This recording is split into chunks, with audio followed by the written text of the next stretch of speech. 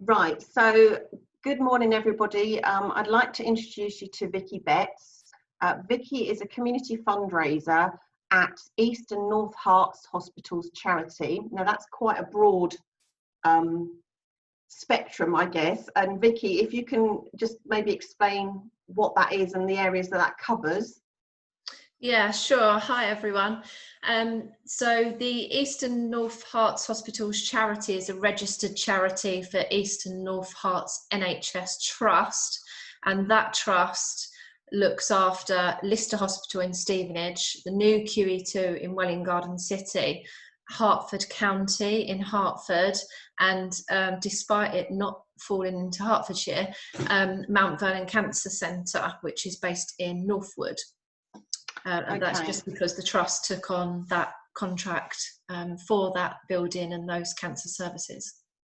So I've known you for a couple of years, and I think that's since you started working at the charity. Have you always been a charity person, or was this the a new role for you?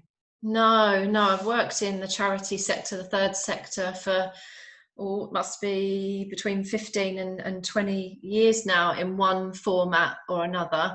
I started out at Addenbrooke's Hospital working for their charity ACT in probably my mid-20s. I went there as a PA to the director of fundraising, used to help out the fundraisers and assist them, and then when one of them left, the director suggested that I apply for the role, and I got it and haven't looked back since. I was there for several years and then left because I moved home, and then since then I've worked for YMCA, Red Cross, various different charities really in various roles, not always in fundraising because I went on to have a family and I have the children, so that meant I needed to, or chose to take on part-time work. Part-time fundraising roles are really hard to come by, so sometimes it was admin stroke fundraising, but yeah, I'm not sure I could ever leave the third sector charity world now. It's been too long.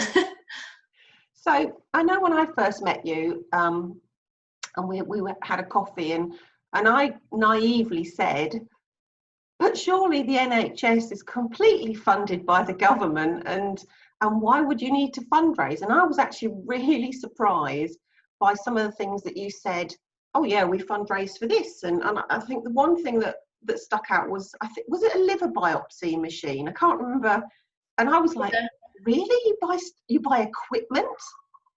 Yeah, absolutely. I don't think anyone would be surprised to know that the NHS has got a tight budget and has to make that budget work hard. Now, obviously, you can get treated for injury or illness, birth, death throughout your life at hospital, and you will receive a good level of care. So they can survive. The hospital can survive without the charity as such, but we fundraise for all of the extras. It might be, for example, we raised funds several years ago to help build the Lister Macmillan Cancer Centre. So it can be what they call capital projects, so building a new building. It might be that the NHS puts some of their budget in, but they can't afford all of it, so the charity will raise whatever percentage is left. Quite often we do refurbishments of patient areas, whether that's clinical or waiting areas. We purchase new equipment, so that wouldn't be standard equipment where a doctor or nurse or a clinician couldn't treat someone without that equipment. It's equipment that would make perhaps the treatment quicker or less more pain-free, more efficient, less invasive. Yes, yeah, exactly. So it's that sort of extra going above and beyond the remit of the NHS and making, yes, you can walk into a hospital and get treated, but wouldn't it be lovely if it was in a lovely decorated clinic with comfy furniture and magazines and leaflets around and various other equipment for that treatment. So it just sort of, yeah, hopefully that explains. Yeah, definitely it does. I mean, obviously, the NHS in the last 6 months have, everybody's been out clapping, to start off with. It was very emotional with, all the staff and so on. And I think in some ways it brought the nation together and actually said, you know what, we should be blooming proud of the NHS, 72 years. And I know that because because I did a run for you did. guys. But 72 years of the NHS, and we don't have to pay. We don't have to pay for it, So in some weird way, COVID-19 has raised the profile of NHS. Do you think that's right? Do you think I'm right in what I'm saying? Yeah, absolutely. I think because it's been around for, as you say, 72 years, which is more than a lot of our lifetimes, you take it for granted. And because it's funded by the government, you just expect it to be there. And unless you've lived in a country that doesn't have an NHS equivalent, then yeah, I think sadly you don't necessarily appreciate it, or if you're lucky enough not to use it too often or be undergoing long-term treatment, you just assume it's there, you assume it's going to have all it needs. But I think personally, and I know my team, and that's why we're there, we want to make things even better. And a lot of the patients and the people that support us, individuals, trusts, corporates, local sort of Rotary and Freemason groups, that's because they all feel so strongly that they want to support the work of the hospital and the staff, that the staff give with so much care and compassion. The way the patients really appreciate the care, and we just want to support them and make it even better and not take it for granted.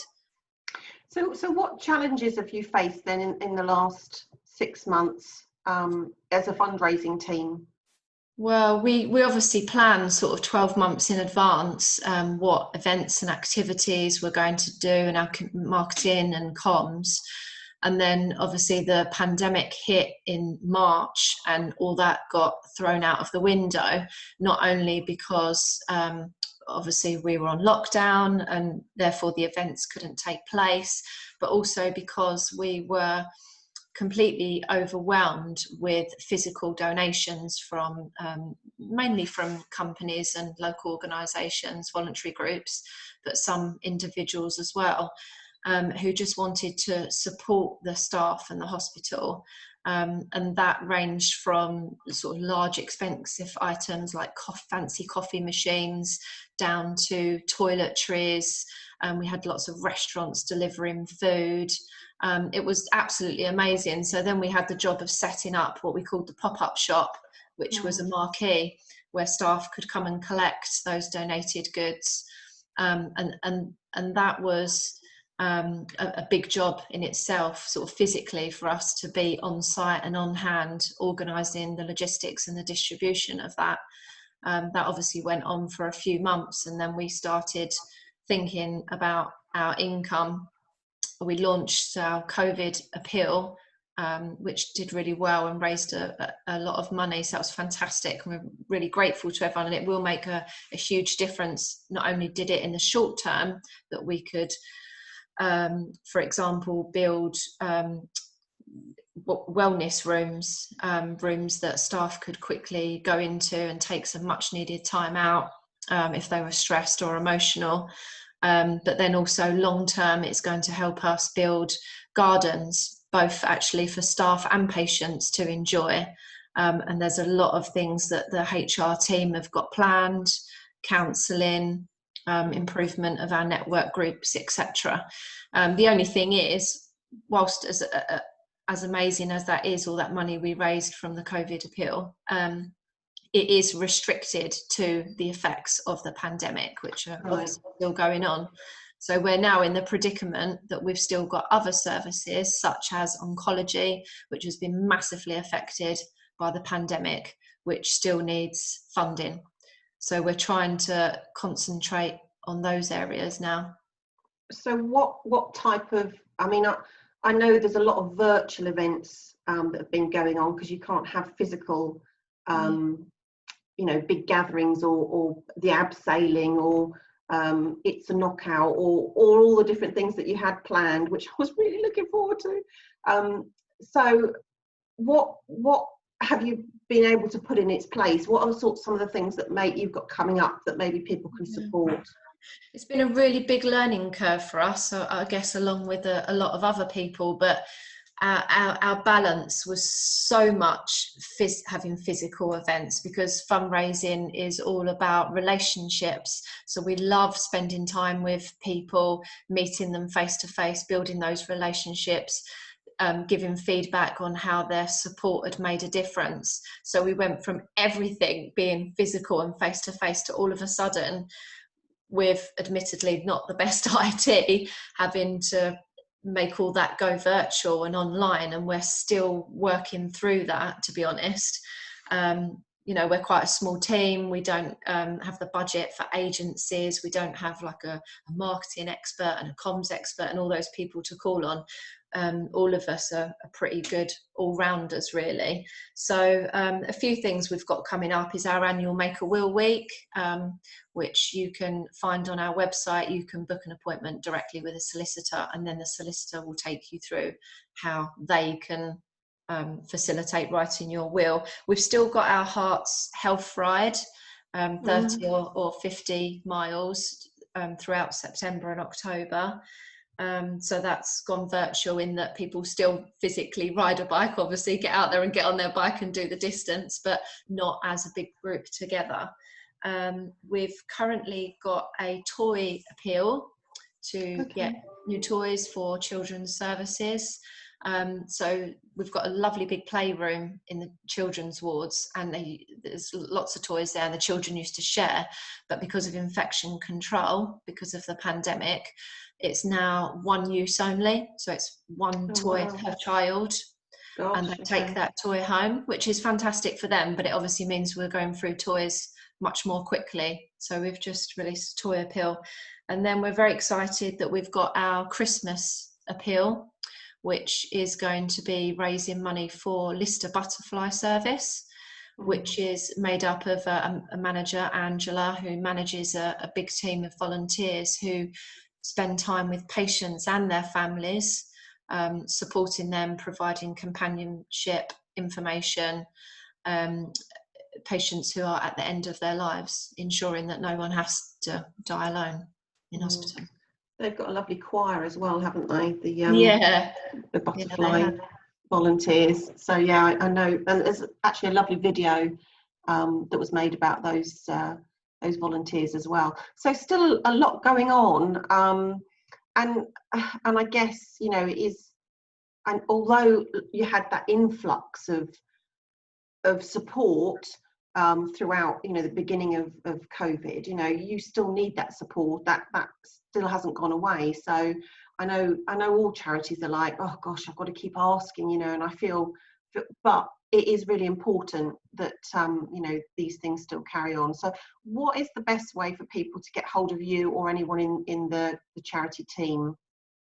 Well, they can, if they prefer to talk to us, they can call the office on 01438 285182. They're more than welcome to drop me an email, which is Vicky, VICKY.betts, BETTS, @nhs.net, or visit our website, which hopefully you will find informative and interesting, and list all of our events and all of the things that you can get involved in and all of the projects that we're supporting.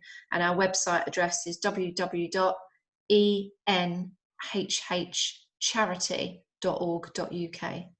Brilliant, thank you, Vicky. And you and the team are actually based in Stevenage, aren't you, at Lister Hospital? Although you do cover the other areas. Yeah, we've got one fundraiser, Joe, who sits over at Mount Vernon Cancer Centre, and the rest of us are based at Lister. Prior to the pandemic, we would regularly visit QE2 and Hertford, but obviously that's been restricted, and we've had to obviously create bubbles and social distance. So the team has been broken down into different bubbles, and we're on a rota system, similar to everyone else really, but we find it really difficult because doing what we do is so people orientated. We bounce off each other with ideas and feedback on what's going on. So it's really hard not to have that interaction with the team. Yeah. It's been absolutely lovely to talk to you today, Vicky. You and the team do an amazing job, and thanks for coming on and just telling us a little bit about what you do. Oh, thanks, Louise. Thank you.